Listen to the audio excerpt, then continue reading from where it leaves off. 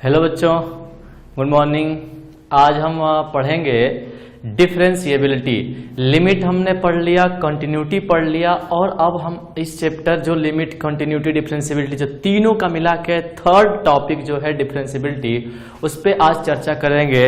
Topic का नाम मैंने क्या बोला, मैं एक बार के लिए लिख देता हूँ टॉपिक की, जो कि आज डिस्कशन जिस चीज पे करना है, डिफरेंशिएबिलिटी। डिफरेंशिएबिलिटी डिफरेंशिएबिलिटी पे आज चर्चा करना है। डिफरेंशिएबिलिटी तो पहले तो ये जान लेते हैं कि देखो आईआईटी में दोनों को मिला के आपका कंटिन्यूटी और डिफरेंशिएबिलिटी का मिला के मिक्स क्वेश्चन पूछता है, चाहे एडवांस में हो चाहे मेंस में हो। एक सवाल तो पक्का ही है लगभग, मोरओवर आप हर साल देखेंगे तो एडवांस के भी फर्स्ट सेकंड पेपर में एक सवाल जरूर रहता है कि check the continuity and differentiability, या सवाल फंक्शन देके फिर बोल देगा फंक्शन में कि ऑप्शन के इसके 4 होंगे, उसमें से मोर देन 1 करेक्ट वाला ऑप्शन आएगा, जिसमें से ये रहेगा कि ये फंक्शन इस पॉइंट पे कंटिन्यू है, इस पॉइंट पर डिफरेंशिएबल है। इस तरह की चीजें आपका आईआईटी के एडवांस में भी पूछता है। मेंस में आजकल तो मेंस में ज्यादातर पेपर होने लगे हैं, तो और जब ज्यादातर पेपर होने लगे हैं, यानी कहने का मतलब है कई शिफ्ट में अब तो एनटीए करा रही है पेपर, तो ऐसे केस में कई सारे क्वेश्चंस आपको डिफरेंशिएबिलिटी कंटिन्यूटी पे या तो मिक्स या तो बस डिफरेंशिएबिलिटी या बस कंटिन्यूटी पे आता है, और होता सबसे आसान है। One of the simplest question, चाहे वो आईआईटी के एडवांस के पर्पज से आप देखो या मेंस के पर्पज से देखो या किसी भी अदर स्टेट एग्जाम के लिए, तो बहुत ही वो तो आप जो अदर स्टेट एग्जाम के लिए हो तो मैं पढ़ाऊंगा, तो ऐसे आप पता चल जाएगा कि सवाल देखते ही किसी भी स्टेट एग्जाम के लिए मैं गारंटी देता हूं, सवाल देखते ही बता दो कि हाँ ये इस पॉइंट पे डिफरेंशिएबल होगा या नहीं होगा, या कंटिन्यूअस होगा या नहीं होगा। तो ये चीज आप हम पढ़ेंगे डिफरेंशिएबिलिटी। क्या पढ़ना है अपने को? डिफरेंशिएबिलिटी। यानी पहला पॉइंट अगर मैं लिखूं कि डिफरेंशिएबिलिटी का मतलब क्या होता है,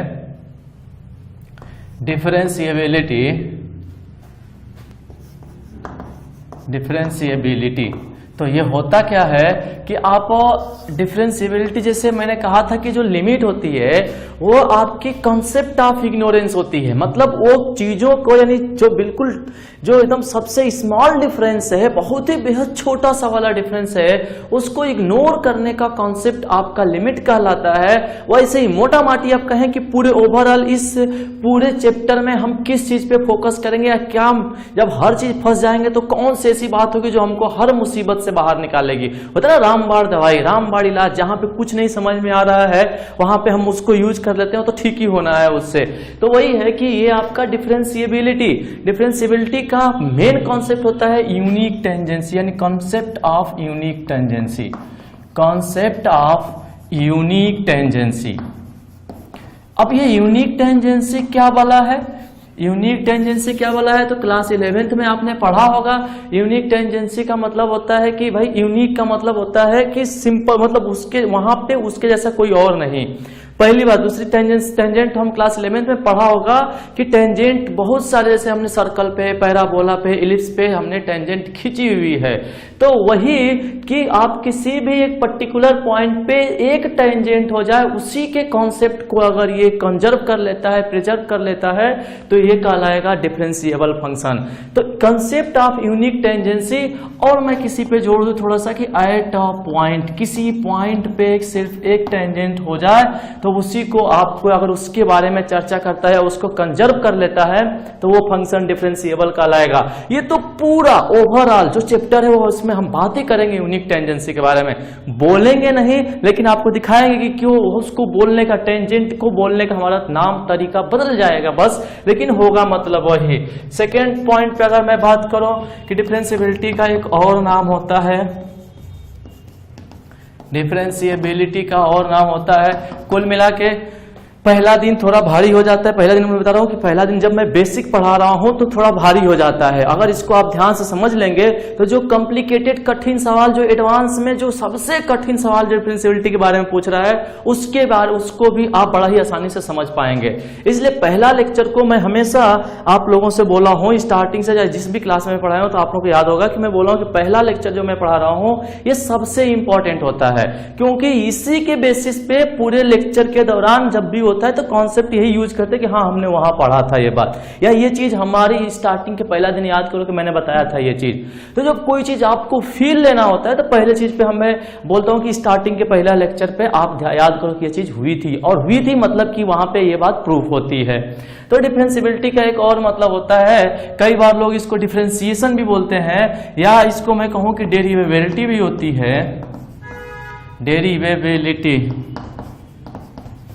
डेरिवेबिलिटी भी होती है, या फिर आपका तीसरा है, कई बार डिफरेंशियबिलिटी को डेरिवेटिव भी बोलते हैं, कई बार डिफरेंशियबिलिटी को डेरिवेटिव भी बोलते हैं। और डेरिवेटिव का दो मतलब होता है, एक ज्योमेट्रिकल मीनिंग होता है और एक आपका ज्योमेट्रिकल और एक मैथमेटिकल मीनिंग होता है। ज्योमेट्रिकल मीनिंग और फिजिकल मीनिंग होता है, ज्योमेट्रिकल और एक फिजिकल मीनिंग होता है। ज्योमेट्रिकल मीनिंग जिसको कि हम मैथ्स में सबसे ज्यादा यूज करेंगे, ज्योमेट्रिकल मीनिंग, और एक होगा फिजिकल मीनिंग। फिजिकल मीनिंग को भी हमने आप लोगों ने फिजिक्स में खूब पढ़ा होगा, पहला दिन ही पढ़ा होगा जब फिजिक्स के काइनेमेटिक्स पढ़ते होंगे। इसको जो ज्योमेट्रिकल मीनिंग होती है वो क्या देता है कि slope of tangent at a point of a curve, किसी कर्व का कर्व एट अ पॉइंट, किसी पॉइंट पे किसी टेंजेंट का स्लोप देता है, इसको रिप्रेजेंट करते हैं dy बाई dx। अब आप कहोगे सर क्या हमेशा dy बाई dx से ही रिप्रेजेंट करते हैं? तो नहीं, अगर फंक्शन y बराबर fx है तो dy बाई dx, मान लो gx है तो dg बाई dx, अगर hx है तो gh by dh by dx, और जो फंक्शन होगा उसके रिस्पेक्ट में डिफरेंशिएट करना तो देगा वो स्लोप ऑफ टेंजेंट। वो जो जिस पॉइंट के लिए बात किया जाएगा, जिस पॉइंट के लिए किसी पर्टिकुलर पॉइंट आपका x इक्वल टू a लिख दो तो इस a पॉइंट पे, अदरवाइज हम जिसको नॉर्मली कहते हैं कि स्लोप ऑफ टेंजेंट देता है, और मैं पॉइंट हटा दिया क्योंकि हम यहाँ पॉइंट की बात नहीं कर रहे हैं। फिजिकल मीनिंग क्या होता है भाई? आप लोगों ने फिजिकल मीनिंग भी पढ़ा होगा इसका डेफिनेटली। क्या होता है फिजिकल मीनिंग? आपने पढ़ा होगा इंस्टेंटेनियस रेट ऑफ चेंज। क्या होता है? Instantaneous rate of change. क्या होता है? मैं लिख देता हूं यहां पे, देखो, instantaneous rate of change. Instantaneous rate of change होता है ये dy बाई dx। जैसे कि फिजिक्स में पढ़ा होगा कि भाई dx बाई dt को आप लोगों ने क्या नाम दिया था? वेलोसिटी नाम दिया था। याद करो कि आप लोगों ने यहाँ पे फिजिक्स में इसको वेलोसिटी नाम दिया था। फिर dv by dt instantaneous rate in change in velocity आपने क्या दिया था? इसका नाम आपने एक्सेलरेशन दिया था। तो ऐसे ही भाई जो भी जैसे है यह चीज आपका कि इंस्टेंटेनियस रेट ऑफ चेंज होता है फिजिक्स के लिए, जबकि मैथ में यानी यहां पे हम पढ़ेंगे ज्योमेट्रिकल मीनिंग और मेनली इसी पे बात करेंगे जो कि नाम होता है स्लोप ऑफ टेंजेंट। इसका असली मतलब होता है हमारे लिए क्या होता है? मैथ्स में हम इसको किस बात पे ज्यादातर फोकस करेंगे कि स्लोप ऑफ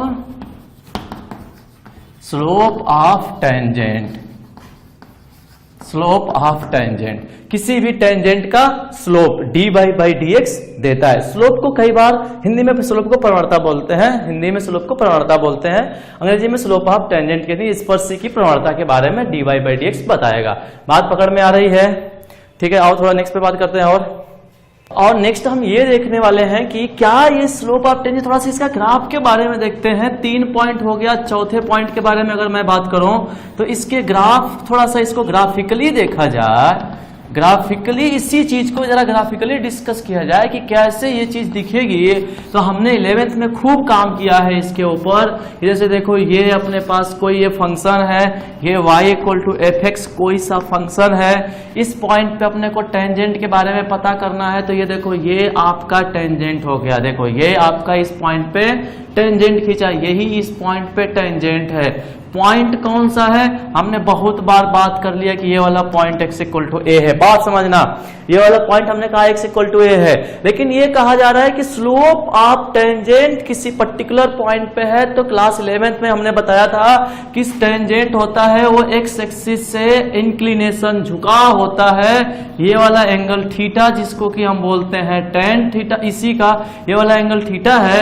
यहीं से स्लोप हम बोलेंगे इस टेंजेंट का कि स्लोप ऑफ टेंजेंट। देखो भाई हमारा लिखने का तरीका ये है कि हम लिखेंगे स्लोप और नीचे लिखेंगे मतलब हो जाएगा स्लोप ऑफ टेंजेंट को हम क्या लिखेंगे ten x, tan theta, sorry tan theta, क्योंकि आपको पता था कि tangent of angle made by line from x axis is called slope, यानी इंक्लिनेशन कितने का इंक्लिनेशन है उसका टेन आपका स्लोप कहलाएगा। यहां से इसी को हम इसके लिए बोलेंगे कि ये dy बाई dx है, और किस पॉइंट पे, कहां पे, तो हम कहेंगे कि x इक्वल टू ए। ये लिखने का तरीका है कि x इक्वल टू ए की वैल्यू ये dy बाई dx क्या करते हैं, पहले dy बाई dx निकालेंगे, फिर आपका उसमें x equal to A put करेंगे, तो जो वैल्यू आएगी वही स्लोप ऑफ टेंजेंट यानी डायरेक्ट टेन थीटा की वैल्यू आएगी। ये कहलाता है आपका स्लोप ऑफ टेंजेंट, यानी इसका ग्राफिकली हम इसको देख लिए कि dy बाई dx का मतलब क्या है। अब जरा सा हम इसके जरा देखते हैं कि एक और इसमें बात है, तो हमने ग्राफिकली बात किया, जरा ये टेंजेंट जिस दिन बना होगा, जिस भी दिन टेंजेंट बना होगा उस दिन टेंजेंट बनने से पहले क्या रहा होगा, और थोड़ा सा उसके बारे में अपन लोग चर्चा करते हैं। और 5वें नंबर के पॉइंट पे मैं बात करने वाला हूं बच्चों कि 5वें नंबर का पॉइंट आपका 4 चौथे वाला पॉइंट मैंने ग्राफिकली बताया। मैंने फिर बोला इसी में आपसे कि क्या डायरेक्ट तो टेंजेंट बनी नहीं होगी, क्या हमने आपका ये ग्राफ जो बनाया था, जो ये ग्राफ बनाया है कि ऐसे कोई है, यहाँ पे ये वाला पॉइंट है, ये आपका x इक्वल टू ए है, ये आपका टेंजेंट है, यही आपकी टेंजेंट हो गई इस पॉइंट पे। जरा ध्यान से सुनना, तो ये टेंजेंट बनने से पहले अगर मैंने इसको इधर उड़ा दिया, इधर उड़ा दिया, जरा देखो ये वही वाली लाइन, जो ये वाली लाइन आ रही है, क्या ये वाली लाइन, जो ये लाइन आ रही है, ये आते आते कभी एक बार ये टेंजेंट बनी क्या, क्या वाली लाइन एक बार टेंजेंट बनी क्या, मतलब ये टेंजेंट बनने से पहले अगर मैं कहूं इतनी दूरी को, तो ये कॉर्ड कहलाएगी, या एक और टर्म यूज करूं तो इसका नाम होता है सेकेंड। यानी ये जो लाइन्स है इधर वाली, इस लाइन्स को हम बोलते हैं सेकेंड, ये सेकेंड होती है, सेकेंड किस साइड की सेकेंड है, राइट साइड की सेकेंड है। तो क्या ऐसे ही जिस दिन ये सेकेंड आते आते नीचे आएंगे, तो नीचे का मतलब कि ऐसे पीछे भी जाएंगे, तो क्या ऐसे ही ये पीछे भी सेकेंड बनेगी क्या, ऐसे जरा देखो तो बच्चों, ये पीछे भी ऐसे ही सेकेंड बनेगी, यानी इधर भी ये सेकेंड है, और ये दोनों सेकेंड जरा ध्यान से देखो, लेफ्ट वाली सेकेंड, राइट वाली सेकेंड। लेफ्ट वाली सेकेंड जिस दिन ये वाली सेकेंड आपका नीचे आते आते, इस वाली सेकेंड नीचे आते आते जिस दिन ये वाली लाइन बन गई, ये लाइन, और ये वाली सेकेंड आते थे नीचे, जिस दिन ये वाली लाइन बन गई, तो जिस दिन दोनों सेकेंड राइट और लेफ्ट वाली सेकेंड एक हो गई, तो ये क्या बन गया, टेंजेंट। मतलब कि इसका दूसरा समझने का यह तरीका है कि लेफ्ट और राइट सेकेंड अगर सेम हो जाए तो आपका उसको कहेंगे कि वो आपका वहां पे टेंजेंट बन गया। लेकिन ये तो हर बार हम सेकंड बना के चेक करें, ये तो हमारे लिए संभव नहीं है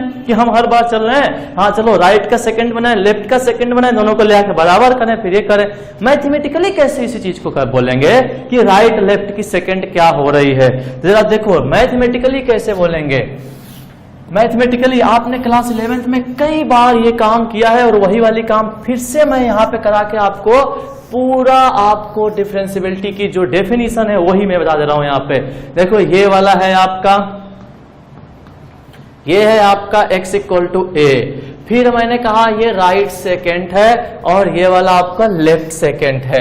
ये राइट सेकेंड का मतलब कि मैंने कहा ये वाला कोई पॉइंट आपका जो है वो इससे आगे है a प्लस एच है। ध्यान से भी देखना, मैंने काफी दूरी का पॉइंट a से काफी दूर का पॉइंट h ले रखा है, जबकि आज तक हमने क्या करा है कि भाई h जो है कि a से बहुत नजदीक होता है, हमने उतना नजदीक अभी नहीं दिया, देंगे, घबराना नहीं है, देंगे उसको। लेकिन अभी तो आपको समझना है ये पीछे का पॉइंट है, तो मैंने का कुछ उतने ही दूरी पे a माइनस एच है, ये वाला अब सेकेंड है। अगर ये function y equal to F X है, अगर ये function y equal to F X है, तो जरा बताओ इस पॉइंट का नाम क्या हो जाएगा? क्या ये वाला point a comma F of A हो जाएगा? क्या इस पॉइंट पे मैं x की वैल्यू a रखूंगा तो a कामा एफ ऑफ ए दे देगा। इस पॉइंट पे मैं a प्लस एच रखूंगा तो ये a plus H comma F of A plus H. अरे भाई देखो, समझना, अरे ऑर्डिनेट, आपको ऑब्सिशन ऑर्डिनेट की बात कर रहा हूं। कैसे किसी पॉइंट का कोऑर्डिनेट कैसे लिखते हैं? x कोऑर्डिनेट का y कोऑर्डिनेट, y कोऑर्डिनेट जब a प्लस एच रखूंगा x की वैल्यू तो y कोऑर्डिनेट आपका F of A plus H आ जाएगा। फिर पीछे वाले इस पॉइंट क्या हो जाएगा? ये वाला पॉइंट x की वैल्यू a माइनस एच है और y की value F of a minus H है। मैंने क्या कहा कि भाई ये वाली चीज टेंजेंट हो जाएगी कब? जब लेफ्ट वाली सेकंड और राइट वाली सेकंड बराबर हो जाए। कब? लेफ्ट वाली सेकंड और राइट वाली सेकंड बराबर हो जाए। और आप क्लास 11th के स्ट्रेट लाइन में पढ़े होंगे कि दो स्ट्रेट लाइन एक सेम होने का मतलब होता है कि दोनों का स्लोप क्या हो जाता है? इक्वल। दोनों लाइन का क्या चीज इक्वल हो जाता है? स्लोप। तो जरा इसका स्लोप बताओ। ये चूंकि राइट हैंड साइड का सेकंड है तो जरा इसका स्लोप बताओ। Slope of second, right side second, R H, मैं पूरा लिख देता हूं, राइट साइड सेकेंड क्या हो जाएगा बच्चों? जरा बताओ तो। क्या यहां से क्या है? y2 minus y1 upon x2 minus x1, यानी F of A plus H minus F of A upon A plus H minus A से कट गया, ये हो जाएगा क्या? और इस जरा इधर का सेकंड बताओ, यानी स्लोप ऑफ लेफ्ट साइड, मैं यहां पे मैं जरूर आपके लिए कठिन कर रहा हूं, मतलब मैं बार बार बोल रहा हूं, ये चीज आपको सेकेंड वगैरह नाम सुनकर बहुत कठिन लग रहा होगा, लेकिन यही चीज है जो आपको असली डिफरेंशिएबिलिटी की फील दे जाएगी कि हाँ अब फंक्शन को मैं कह सकता हूं कि हाँ यार अब तो हम डिफरेंशिएबल है। राइट हैंड डेरिवेटिव क्या होता है, लेफ्ट हैंड डेरिवेटिव क्या होता है, दोनों इक्वल होने पे फंक्शन डिफरेंशिएबल क्यों हो जाता है, ये सारी चीजें यही वाला पॉइंट आपका एक्सप्लेन करता है। तो ये हो जाएगा। इसका स्लोप अगर हमको लिखना होगा, देखो मैं लिख रहा हूं, दूसरा कलर का चौक यूज कर रहा हूं, यहां पे हो जाएगा F of y2 minus y1 upon x2 minus x1 a minus H minus F of A upon, यहां पे आ जाएगा आपका a माइनस एच माइनस ए। मतलब क्या कि लेफ्ट हैंड साइड की सेकेंड, अब चलिए देखो लेफ्ट हैंड साइड का स्लोप है और लेफ्ट हैंड साइड के स्लोप का मैं दूसरा नाम क्या बोला हूं? डेरिवेटिव। क्या नाम बोला हूं? डेरिवेटिव। तो लेफ्ट हैंड डेरिवेटिव, जरा मैं बोलो, देखो लेफ्ट हैंड डेरिवेटिव क्या हमने निकाला, क्योंकि लेफ्ट हैंड साइड के सेकंड का स्लोप है ये, तो लेफ्ट हैंड साइड का डेरिवेटिव हो गया। क्या हो गया? हमने क्या कहा? F of A plus f of a minus h और minus F of A upon minus h, a से ए कट गया। और ये राइट हैंड साइड का, ये राइट हैंड साइड वाला क्या है अपने पास? राइट हैंड साइड का भी जो स्लोप है उसको मैंने डेरिवेटिव बोला, और ये क्या है अपना? F of A plus H minus F of A upon plus H. पर अभी रुक जाना, ये डेरिवेटिव यही नहीं हुआ, अभी कहां हुआ? जिस दिन इस, अब देखो क्या, अब पर्पज असली सुनो, जिस दिन आप इस एच को कम कर रहा हूं, एच को कम करूंगा तो ये यहां कहीं आएगा पॉइंट, मतलब ये वाली सेकेंड होगी, फिर और एच को कम करूंगा तो यहां वाली सेकेंड होगी, जरा देखो तो बच्चों, फिर और एच को कम करूंगा तो ये वाली सेकेंड होगी। ऐसे करते करते क्या कभी हम ये वाली सेकेंड पे पहुंचेंगे? ऐसे ही पीछे को मैं एच को थोड़ा और इधर करूंगा, बढ़ाऊंगा तो आपका इधर वाली ये वाली सेकेंड होगी, फिर ऐसे ही पीछे ये वाली सेकंड होगी, आते आते कभी तो ये वाली सेकंड आएगी। देखो मैं पिंक वाला यूज कर रहा हूं, क्या कभी तो ये वाली सेकंड आएगी। दोनों कब आ रही है? क्या कर रहा हूं मैं? क्या एच की वैल्यू कम करते करते लेके आने पे यहां पहुंच रहा हूं क्या? मतलब एच की वैल्यू इतना कम कर दिया कि वो लगभग ए के ऊपर आ गया, मतलब राइट साइड में जस्ट यहां पे, जस्ट इसके आगे मैंने किया, यहां पे आपका a प्लस एच कर दिया और जस्ट पीछे मैंने इसको a माइनस एच कर दिया। तो अब इस केस में यानी जस्ट आगे और जस्ट पीछे, इस केस में अब इसका राइट साइड का और लेफ्ट साइड की जो डेरिवेटिव है, अगर यहाँ पे देखो यहाँ पे ये बराबर और यहाँ पे दोनों सेम लाइन को रिप्रेजेंट करें, मतलब इधर वाली का स्लोप और इधर वाले का स्लोप क्या हो जाए, इक्वल, तो क्या हो जाएगा, एक टेंजेंट हो जाएगा, मतलब यूनिक टेंजेंट हो जाएगा। कब, जब यहाँ पे देखो क्या हमने किया, यहाँ पे h को कितना कर दिया, इतना छोटा कि वो a के पास पहुंच जाए, इतना छोटा कि a के पास पहुंच जाए। देखो f ऑफ a लगभग f ऑफ a यानी a के बराबर हो जाए। यहां भी h को इतना छोटा कर दिया कि वो a के पास पहुंच जाए। तो छोटा दिखाने का तरीका हमारा मैथ्स में क्या होता है, छोटा दिखाने का तरीका होता है कि उसको h, उस चीज को टेंडिंग टू 0 कर दो। मान लो हमको दिखाना है कि h को हम एकदम बिल्कुल 1 के पास कर दें, तो हम दिखा सकते हैं कि h टेंडिंग टू 1, मतलब 1 के पास है, या तो इर्द है या तो गिर्द है। इर्द गिर्द का मतलब लेफ्ट या राइट, अगल बगल, जस्ट इधर उधर। तो ये आपका बन गया h को टेंडिंग टू 0 का मतलब जस्ट उसके पास पहुंच गया। तो जैसे ही इसके पास पहुंचा तो लेफ्ट वाला डेरिवेटिव और राइट वाला डेरिवेटिव जो दोनों स्लोप था, ये दोनों इक्वल होते ही क्या एक टेंजेंट हो जाएंगे क्या। अभी तक ये दो अलग अलग लाइन थी, अब दोनों एक टेंजेंट हो गई, और एक टेंजेंट होते ही क्या हो जाएगा, फंक्शन डिफरेंशिएबल हो जाएगा। इफ यहीं पे if LHD is equal to RHD, then तब हम क्या कर सकते हैं, देन फंक्शन इज, देखो बच्चों, डिफरेंशिएबल कहां पे, एट x इक्वल टू जो भी पॉइंट पे कह रहा है उस पॉइंट पे। मतलब सारा समस्या की जड़ कौन था, ये दो अलग अलग सेकंड, मैंने x इक्वल टू हटा दिया कि फंक्शन डिफरेंशिएबल हो जाएगा, देन फंक्शन इज डिफरेंशिएबल। मतलब कि क्या करना रहेगा आपको, कुल मिला के जब हम निकालते हैं LHD और RHD क्या होता है कि लेफ्ट हैंड साइड वाली सेकंड, राइट हैंड साइड वाली सेकंड, दोनों सेकंड को, इस दोनों सेकंड का स्लोप इक्वल कर देते हैं तो वो एक हो जाती है। अदरवाइज दोनों ऐसे रहती है, इधर वाली इधर जा रही है, इधर वाली, दो अलग अलग लाइंस है। और जिस दिन ये दोनों लाइंस एक हो गई, जिस दिन ये दोनों लाइंस एक हो गई, देखो सिंगल हो गई, तो हम बोलेंगे बस से फंक्शन डिफरेंशिएबल हो गया।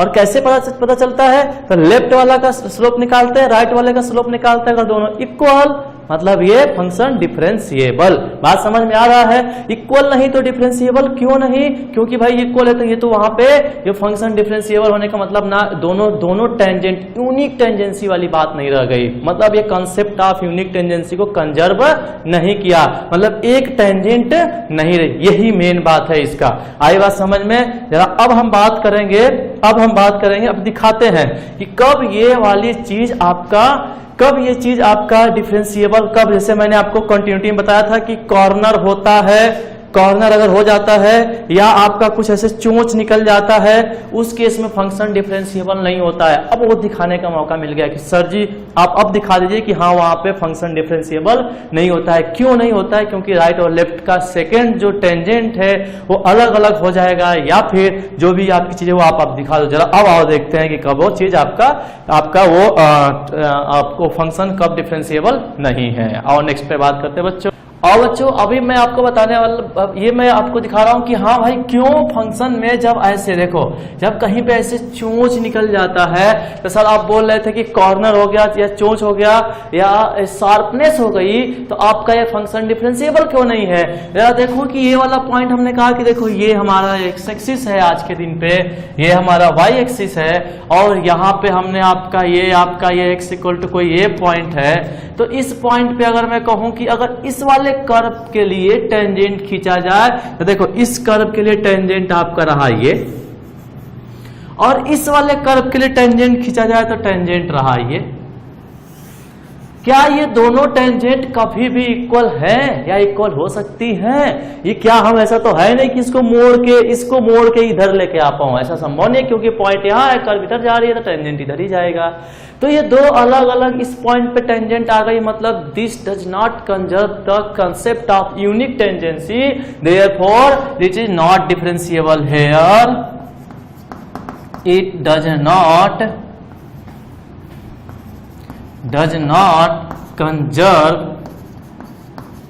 conserve the concept of unique tangency, therefore not differentiable। अब आपको बात समझ में आ गई कि फंक्शन डिफरेंशिएबल। अब आपको समझ में आ गया कि फंक्शन क्यों जब कॉर्नर या शार्पनेस हो जाता है तो फंक्शन डिफरेंशिएबल नहीं होता है। अगर मान लो सिमिलरली कुछ ऐसे भी होता तो आप कहोगे कि सर ये तो दो स्ट्रेट लाइन है, इसकी टेंजेंट क्या, तो इसका टेंजेंट मतलब ये स्लोप, ये वाला स्लोप और ये एक्स एक्सिस पे ये वाला स्लोप, दोनों अलग अलग टेंजेंट है। ये वाली इधर इधर इसका स्लोप अलग आ रहा है, इसका स्लोप अलग आ रहा है, दोनों का स्लोप सेम नहीं है, इसलिए फंक्शन यहाँ पे फिर से ये नॉट डिफरेंशिएबल हो जाएगा। बोलो बात समझ में आया? यहाँ पे फिर से नॉट डिफरेंशिएबल हो जाएगा। तो इसलिए जैसे मॉडुलस फंक्शन को आपको बताया गया कि मॉडुलस फंक्शन डिफरेंशिएबल नहीं होता है बट कॉन्टिन्यूअस होता है, कॉन्टिन्यूअस होता है बट डिफरेंशिएबल नहीं होता है। अब एक बात पूछ रहा हूं मैं यहाँ पे, और कंटिन्यूटी में भी मैंने बताया था कि यहाँ पे कॉन्टिन्यूअस तो है, देख लो कॉन्टिन्यूअस तो है, लेकिन ये फंक्शन डिफरेंशिएबल नहीं हुआ क्योंकि शार्पनेस आ गई। लेकिन क्या शार्पनेस होने से कंटिन्यूटी पे कोई इफेक्ट पड़ा? नहीं। क्या कॉर्नर होने से कंटिन्यूटी पे कोई इफेक्ट पड़ा? नहीं।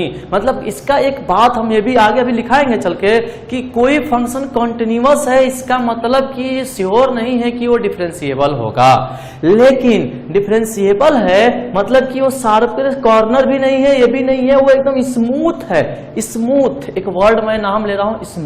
स्मूथ का मतलब स्मूथनेस का फील लेना है अगर, तो जैसे घर में डॉगी वगैरह होगा, डॉगी को प्यार से अच्छे से उसके सर से पे हाथ रखना और उसको प्यार से एकदम पीछे, वो होता है ना लेब्राडोर डॉगी टाइप का जो कि वो होते हैं सफेद सफेद वाले क्यूट से डॉगी, उनको आप एकदम सर पे हाथ रखना और सर पे हाथ रख के आप ऐसे जब लेके सर पे मतलब सर पे हाथ रखते हुए पीछे लेके जाएंगे नीचे, उसके पूंछ तक आप पहुंचिए, आपको ऐसा समझ में आएगा आपके हाथ पे कहीं पे कोई ऑब्स्टेकल क्रिएट नहीं होगा।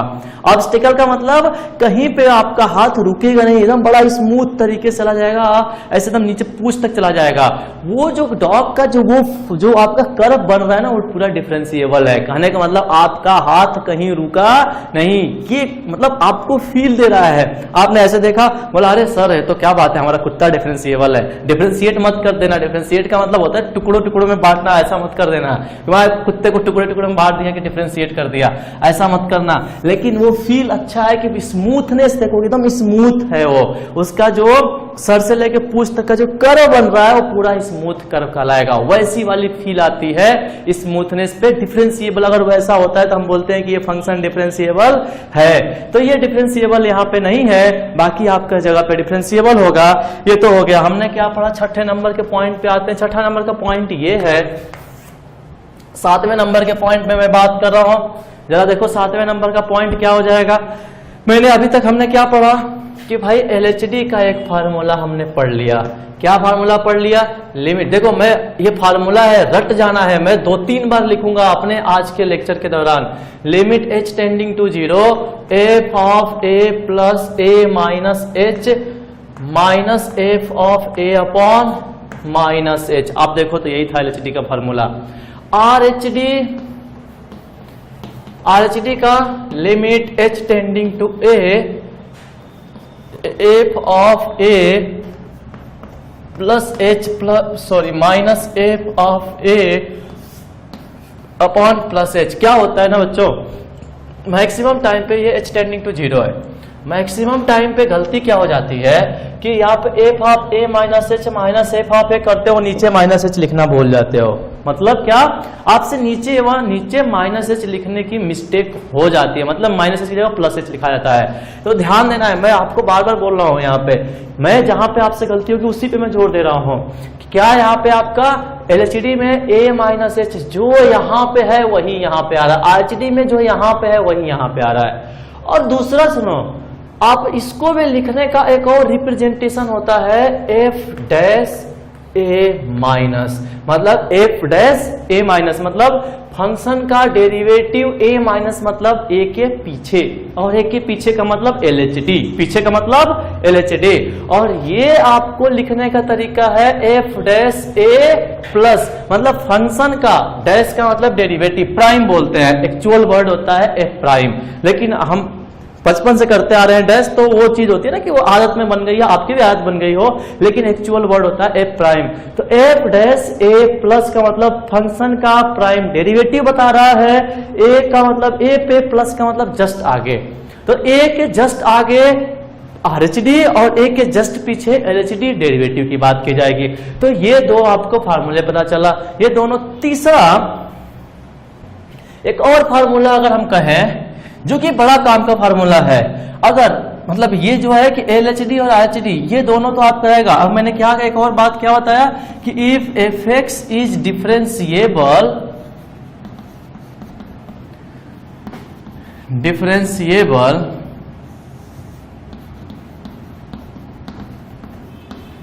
at x equal to a, then LHD is equal to RHD, ठीक है, LHD इक्वल टू RHD होगा एंड वाइस वर्सा।